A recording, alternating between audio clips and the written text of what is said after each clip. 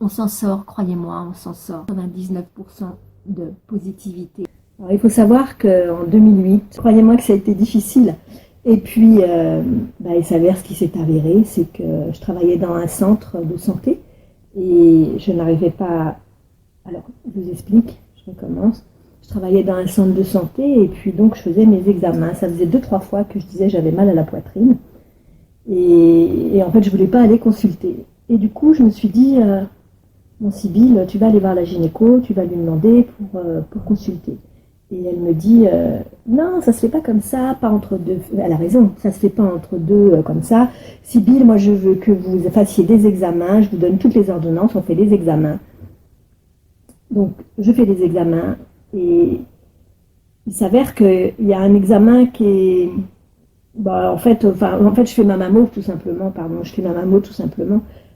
et puis on attend les résultats et ce qui est rigolo, c'est que moi je connaissais tout le monde au travail. Il était 12h30, il n'y avait plus que la secrétaire qui était restée un petit peu avec moi, secrétaire en gynécologie, et puis mon médecin que j'aime, que j'adore, qui part à la retraite malheureusement, ma gynéco, mais elle est vraiment formidable. Et on attend les résultats, et les résultats tardent. Et entre-temps, il y a une dame qui s'est déshabillée. On va plus dans les cabines, c'est terminé depuis très longtemps. Donc, il y a une dame qui s'est déshabillée, qui rentre dans la cabine. Et ma collègue me dit, mais qu'est-ce que vous faites, madame? Elle dit, j'attends mon tour. Donc, la dame attendait dans la cabine. Du coup, j'ai laissé passer la dame, parce que la dame, elle attendait dans une cabine pour rien du tout depuis au moins une demi-heure. On en a bien rigolé avec la secrétaire, avec ma collègue. Et sur ce, moi j'attends et je rigole et je papote et je rigole. Vraiment, je ne m'attendais pas du tout à ce qu'on allait m'annoncer. Et puis, il s'avère que arrive mon tour. On attend les résultats tardent. Et quand les résultats sont tombés,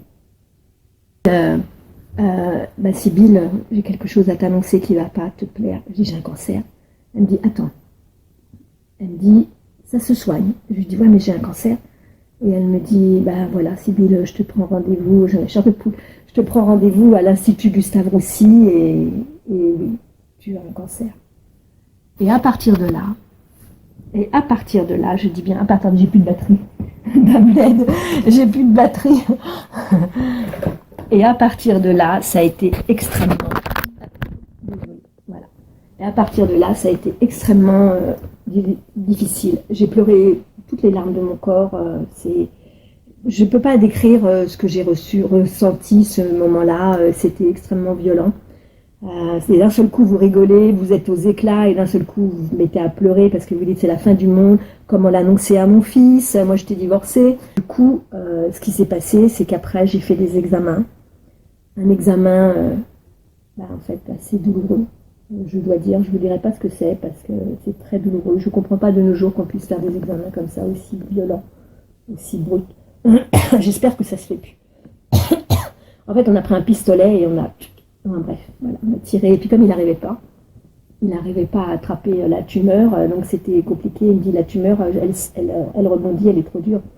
Donc ça faisait comme une boule dure, donc il a essayé plein de fois. À la base c'était juste un petit examen indolore, en fait c'était un examen catastrophe, j'ai pleuré. Elle m'a dit mais je comprends que vous pleurez. Je pleurais pas parce que j'avais peur, je pleurais parce que ça faisait très mal. Voilà, donc ça c'est vraiment le vif, vraiment les choses qui ont été très très dures, c'est ça.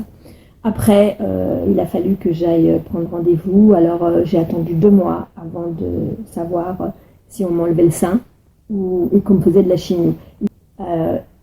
Alors j'attends 2 mois, les 2 mois passent. Pendant ces 2 mois, c'est de l'enfer. On ne sait pas ce qui nous attend. On ne sait pas. On se dit mais comment je vais le vivre, comment je vais le survivre, qu'est-ce qui va se passer. Et en fait, il s'avère que mon fils, que j'aime à la folie, mon fils m'a dit maman, tu vas faire une chose. Je dormais pas. Une fois, j'ai appelé SOS médecin à 3h du matin. Il m'a dit qu'est-ce qui se passe, madame? Je lui ai dit j'ai des crises d'angoisse, parce que j'avais des crises d'angoisse. Il me dit en fait, occupez-vous, mais je peux rien faire. Oui, vous pouvez rien faire. Il me dit, je peux que parler avec vous, mais vous savez que c'est compliqué. Je sais que vous êtes dans l'attente, on ne sait pas trop. Je comprends, mais prenez votre mal en patience. Mais très gentil, charmant, vraiment super gentil, dès 3h du matin. Et mon fils me dit, maman, tu vas regarder que des films comiques. Et j'ai regardé des films comiques. Je ne vous dis pas j'ai regardé Les Bronzés, mais je pleurais quand je regardais Les Bronzés. Mais Yannick, il m'a dit, mais non, maman, tu vas voir et tout. Après, je me suis dit, qu'est-ce qu'il faut que je fasse? Si vraiment on m'enlève les cheveux, si vraiment j'ai envie d'être jolie, vous voyez, regardez, et ben, je me suis dit, je vais être comme ça, j'aurai les cheveux, j'aurai plus de cheveux, mais je serai toujours maquillée, je serai toujours élégante, et je me trouverai un style un peu militaire. Voilà ce que j'avais décidé, c'était dans ma tête déjà, c'était décidé, c'était comme ça.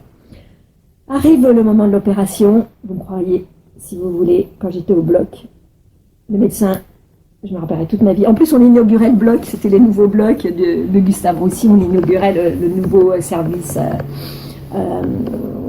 comment dire, le nouveau service oncologie, enfin, et le post-opération. Et du coup, salle d'opération. Et du coup, moi, franchement, quand j'étais dans le hall, sur la brancard, j'attendais, et le médecin vient me voir, il fait, dites donc, vous êtes au courant que je vais vous enlever le sein et que je vais vous faire de la chimio?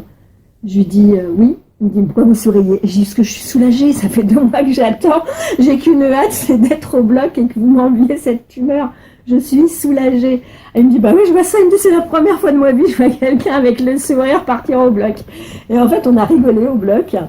Et je suis partie, vraiment, il me dit, mais rappelez-vous, je peux vous enlever le sein. Je dis, oui, je sais.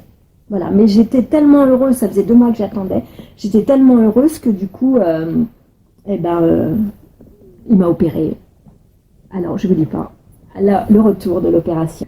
Et comment dire, et franchement, elle m'a dit, Sybille, on ne dirait jamais que tu as été opérée. J'ai dit, si, je venais de me réveiller. Hein. Attention, j'étais encore sous l'effet de l'anesthésie. Hein. Et j'avais pas mal du tout. Hein. Je regardais, j'ai vu que j'avais mon sein, j'étais trop contente. Vous ne pouvez pas vous imaginer la joie quand j'ai vu que j'avais mon sein. Et elle me dit, mais on dirait jamais que tu as été opérée. Je pense que c'est dans comment on peut dire, le mental. Le mental joue beaucoup. Si vraiment vous êtes positif, vous attirez le positif et vous verrez positif. Il faut savoir que moi, je suis bouddhiste, mais bouddhiste à mes heures, on va dire, parce qu'en ce moment, je suis un peu feignante, parce qu'il faut faire Nam-myoho Renge-kyo le matin et le soir pendant 20 minutes, et je ne le fais pas, mais il va falloir que je le repasse. Et du coup, à chaque fois que j'allais voir le médecin, je priais, je faisais Nam-myoho Renge-kyo, Nam-myoho Renge-kyo, Nam-myoho Renge-kyo. Et ça m'aidait. Et puis donc, l'opération s'est très bien passée. On m'a enlevé la tumeur. Effectivement, j'ai le sein qui est beaucoup plus petit. On m'a demandé si je voulais que je fasse une opération pour avoir le sein un peu plus gros comme l'autre. J'ai dit non, parce que c'est bon, déjà une opération me suffit, alors 2, c'est pas la peine. Donc j'ai pas voulu, mais ça va, c'est pas trop voyant, quoi. Mais quand même, il est plus petit, hein, parce que l'autre maintenant, il prend de l'ampleur et lui, il est toujours, il bougera plus jamais, quoi. Il n'y a pas de sensibilité sur celui-là. Et du coup, mais je l'ai, c'est déjà ça. Et du coup, je me suis dit, Sybille, c'est pas grave, c'est bien quand même. Mes amis rigolaient et tout. Après, le médecin est venu, il a dit, bon, maintenant, il faut qu'elle se repose. Donc, je me suis reposée, les infirmières aussi. Et un infirmier qui n'aurait jamais dû faire ça m'a mis de la morphine. Il faut savoir que moi, la morphine et moi, ça, on n'est pas copains du tout. Et comme j'ai des vertiges ménières, j'ai eu des vertiges ménières à partir du cancer. J'en avais pas avant. Et du coup, la morphine m'a provoqué des vertiges, j'ai eu des évanouissements. Du coup, à partir de là, j'étais très mal. Mais je veux dire, l'opération en elle-même s'est très bien passée. Ça a été douloureux après parce que c'est le bras. Voilà, le bras. Donc, je reste 2 jours et demi. En plus, ils m'ont mis une chambre magnifique. Tout le monde a dit, t'as une super chambre toute seule. Magnifique, le super truc sur un côté, vraiment super joli. Et puis, donc, je suis restée 2 jours. Mon fils est venu, bien sûr, hein, ma mère aussi. Et puis, Flo, voilà. Mais bon, je suis restée que 2-3 jours, c'est tout. Hein. Et puis, je rentre à la maison et à partir de là, ça s'est envenu. Parce qu'à partir de là, tout le bras. Et les cicatrices aussi, parce que la cicatrice faisait très très mal. Tout s'est réveillé. Et à partir de là, le bras, j'avais le bras tout engourdi, ça me faisait très très mal. J'ai fait de la kiné, je pleurais pendant la kiné parce que c'était douloureux. Mais il faut toujours avoir la pêche. Mon fils ne m'aidait pas, du coup ma mère est venue m'aider pendant 15 jours chez moi, parce qu'il était un petit peu rébellion à l'époque, mais il était quand même adorable. Ma mère est venue chez moi, m'a aidé pendant 15 jours pour mon bras, parce que je ne pouvais pas bouger le bras. J'ai pas fait attention depuis ce jour, depuis 8 ans, je bouge toujours mon bras alors que je devrais pas trop le bouger. Je devrais pas le porter. Parce que, je sais pas si vous allez voir, mais je sais pas, mais ça s'est très très bien fait. Ça a été très bien fait. Je vous jure que sincèrement, honnêtement, ça a été très bien fait. Tout le monde me l'a dit que c'était super bien fait. Je vais montrer, mais je ne pense pas que vous allez voir quelque chose. Voilà, c'est là, ici, là. Là, je ne montrerai pas, et là. Voilà. Mais c'est très bien fait. Tout le monde me l'a dit. Je le répète 10 000 fois parce que c'est vrai. Tout le monde a dit c'est incroyable ce qu'il a fait sur toi. Et donc, après, il a fallu faire la radiothérapie. Alors, la radiothérapie, c'est pareil. Je récitais Nam Myoho Renge Kyo. Je faisais toujours... j'ai fait aussi une scintigraphie. J'ai cru que j'allais mourir. En fait, c'est un truc... N'ouvrez pas les yeux quand vous faites une scintigraphie. Comme ça, tout va bien. Moi, il me dit, n'ouvrez pas les yeux, n'ouvrez pas les yeux. J'ai ouvert les yeux. C'était la mort. J'ai vu une plaque en béton épaisse comme ça s'écraser sur moi. J'étais à ça. Fallait pas que j'ouvre les yeux. Du coup, là, il m'a fait sortir vite fait. Il a vu que je paniquais, parce que je panique vite.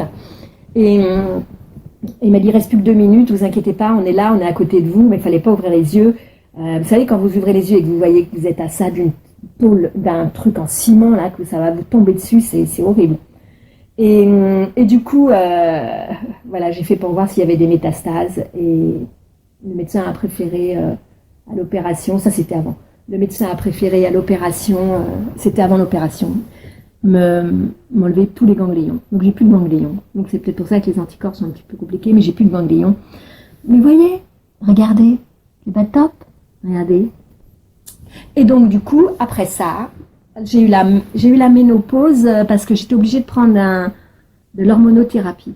L'hormonothérapie, c'est la chimiothérapie par médicament. Je l'ai pris pendant 5 ans, enfin 4 ans et demi. J'ai arrêté, c'était important parce que j'avais des vertiges, j'avais des malaises, j'étais vraiment très très mal. Et du coup, j'ai arrêté l'hormonothérapie 6 mois avant. Le chirurgien m'a appelé, j'ai eu peur. Franchement, j'ai eu peur parce que ça faisait 7 ans que j'avais mon cancer. Il m'appelle au bout de 7 ans, il me dit je peux vous voir. Pourquoi vous avez arrêté votre hormonothérapie? Je dis parce que j'ai des vertiges, parce que je suis pas bien. Il me dit ok, dans ces cas-là, d'accord. Mais il me dit sinon on n'arrête jamais. Voilà. Et puis je l'ai vu il y a 2 ans. Enfin bref, voilà, attendez, je continue parce que c'est compliqué. J'ai plein d'idées. Donc je rentre à la maison, je fais la radiothérapie. À la 10e radiothérapie, je me dis, il m'a brûlé. Mais le fait est que j'avais été brûlée, c'était trop fort. Et il me dit non et tout. Je me suis mis à hurler, j'ai pleuré en pleine salle de thérapie, radiothérapie, alors que je connaissais tout le monde, je connaissais mon médecin, mon radiothérapeute, je connaissais tout le monde. Il est venu, il était en consultation, il est venu, il dit qu'est-ce qui se passe? Il dit ben voilà, madame ne veut pas. Il me dit non, on la fait pas. On attend 15 jours, on le fait pas. Et le fait est que je suis brûlée un peu là. Donc du coup, il faut faire très attention aussi pour les coups de soleil et tout ça, quoi. Du coup, après, j'ai fini mes séances de radiothérapie. J'en avais 3 par semaine. À raison de, je sais plus combien, 26, je crois. 28, je sais plus. Et voilà. Et donc tout ça, alors j'avais commencé à avoir des copines là-bas à la radiothérapie parce que je commençais à connaître tout le monde me connaissait bien. J'avais un taxi qui venait me chercher, taxi d'assurance quoi, mais taxi qui venait me chercher, qui sympathisait avec moi parce que je sympathisais avec tout le monde. Donc c'était vraiment, voilà, je l'ai pas mal vécu. J'étais contente quand ça s'est arrêté. J'ai revu régulièrement le médecin. Et dernièrement, alors il faut savoir que à ce jour, j'ai toujours très mal. J'ai mal à la cicatrice parce que en fait, il y a des adhérences à l'intérieur. Et j'ai fait de la kiné, j'ai tout fait, mais comme il m'a dit, j'ai vu il y a 2 ans le médecin qui malheureusement a fait une chute de ski et qui est décédé. Et j'en suis navrée, désolée, paix à son âme parce que c'est quelqu'un que j'aimais beaucoup. Mais c'est marrant parce que ça faisait 8 ans que je l'avais pas vu et je me suis dit il faut que j'aille le voir. Et j'ai été, peut-être je ressentais quelque chose, j'en sais rien. J'ai été le voir. Et je lui ai dit, voilà, j'ai très très mal parce que j'ai des micro-fissures, j'ai des douleurs. Je sais pas si vous entendez, mais ça craque. Mais ça, c'est l'autre bras. Et du coup, voilà, j'ai des périarthrite scapulo-humérale. Enfin, ça a engendré pas mal de choses. Et du coup, voilà, le bras me fait très mal, mais aussi l'intérieur, la cicatrice. Et aussi, ici, j'ai une tendinite, bon, bref, voilà, j'ai tout ça. Donc, ce qui fait que le médecin m'a dit, ça, ce sera toute votre vie. Donc, il faut que je fasse une cure. Et ça, ça n'a rien à voir. C'est des périarthrites, ça n'a rien à voir. Et c'est bilatéral. Maintenant, ça va sur l'autre bras. C'est comme ça, c'est au niveau du travail et tout. J'avais demandé à être reconnue en maladie professionnelle.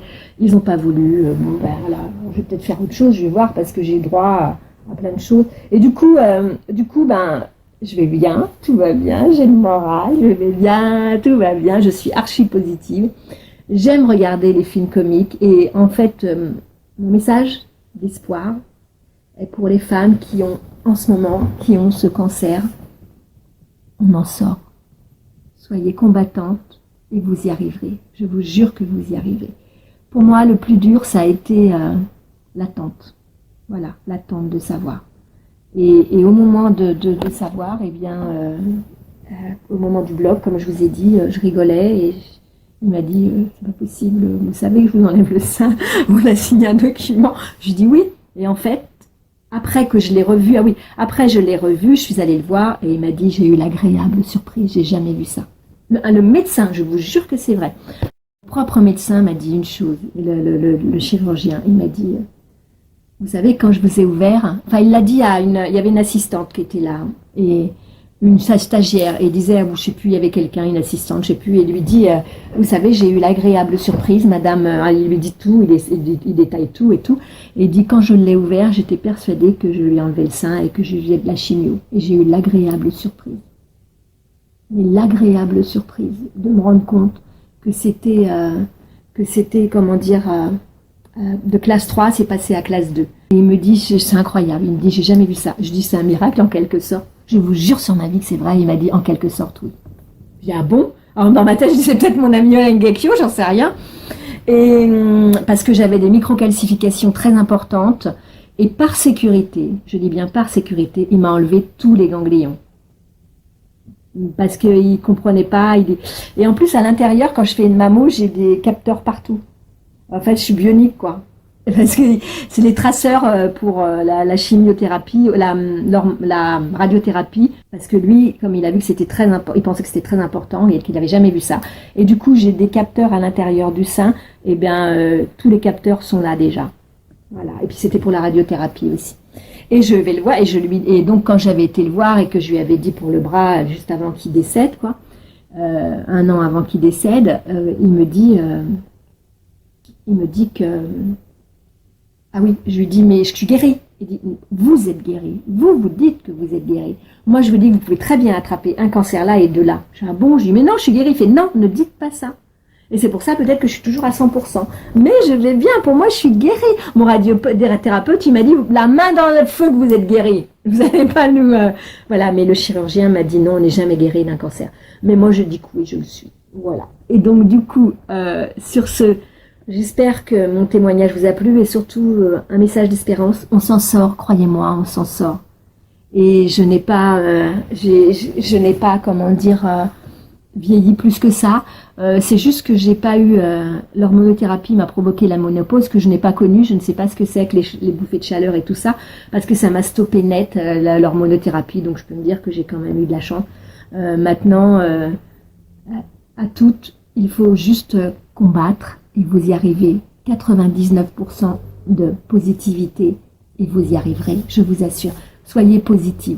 Regardez mes vidéos, vous allez rigoler, vous allez, je suis un clown. Et pourtant, j'ai des tas de choses, j'ai des vertiges ménières, c'est assez violent, je prends des médicaments, voilà, mais on s'en sort. C'est ce que je veux vous dire du plus profond de mon cœur. Ne croyez pas. Un jour, j'avais écrit, n'allez jamais sur Internet écrire des trucs, parce que moi, j'avais écrit sur Internet et j'avais dit, voilà, j'avais exactement marqué tout ce que j'avais. Et il m'a dit, bah, vous allez mourir. Un gars, hein, un connard, ou connard, je sais pas, elle m'a dit, vous allez mourir. Et tout le monde est venu et j'ai demandé, c'était à Doctissimo. Et tout le monde est venu sur Doctissimo et m'a dit, mais c'est n'importe quoi, faut pas croire ça, c'est honteux de dire des choses pareilles. Ils ont lynché la personne. Et moi, j'ai demandé, après avoir été guérie de mon cancer, enfin, pour moi, je suis guérie, hein, eh bien, j'ai demandé tout simplement à faire retirer tous les messages. Et encore au jour d'aujourd'hui, je les vois. Mais je les vois, mais moins, quoi. Mais je les vois quand même, je peux les retrouver. Hein. Je pensais qu'ils les avaient enlevés, mais non. Mais bon, voilà, c'est pas grave. Mais sur ce, on s'en sort. Et regardez. Ah, là, j'avais les cheveux tirés pour... voilà. Mais... voilà. Et on a ces cheveux. Après, vous aurez des jolis cheveux, croyez-moi. Je vous aime.